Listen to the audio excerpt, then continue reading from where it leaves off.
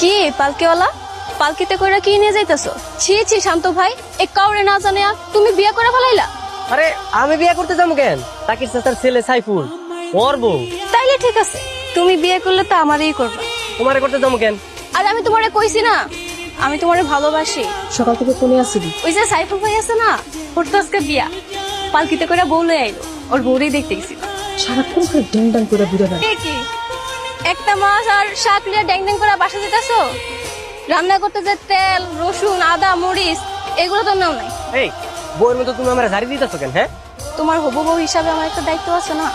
এই পালকি শোনো, তুমি যদি প্রতিদিন আমার এভাবে বিরক্ত করো, তোমার বাবার কাছে কিন্তু আমি সব কই দিব। কও না কও, আমি তো এটাই চাই। এমনি কেউ শিখলাই? দিলাম ওনাতে কি করবো? হ্যাঁ, আমি তো ভাবছি ভুল রেক করে যে তুমি আমার বাসায় আইছো, কেউ যদি দেখে ফেলায়। দেখলে দেখো, তাতে আমার কি? তাতে তো তোমার কিছু হইব না।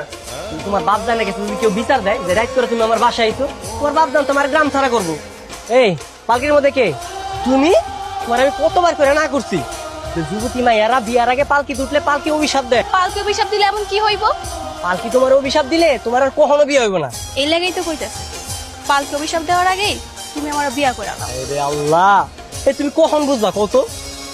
তুমি কখন বুঝবা আমি তোমার কতটা ভালোবাসি? ও পালকির মা, শান্ত আইছে, আর একবার শরবত খাওয়াও।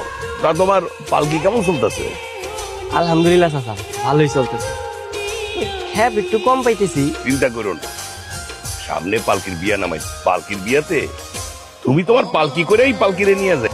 আমারে দেখার লাগাইছো তাই না? তোমার দেখার লেগে আসমু কেন? আমি কামে আইছি। তো কি কামাইছো শুনি? তোমারে কইতে যাবো কেন? বুঝতে পারছি, আমি কষ্ট পেয়ে থাকি এটা তুমি চাও না তাই না?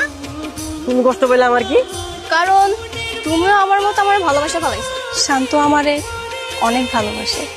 সে যদি তোরে ভালোই বাসা থাকে তাহলে এখন পর্যন্ত কয় না কেন? কয় না, আমি মনে হয় কইতে লজ্জা পাইতেছে। কই কি কথা জিগাও? ভালোবাসার কথা কইতে আইছো, হাতে করে একটা ফুল নিয়ে আইবা না? সময় তো আর ফুরে যায় নাই।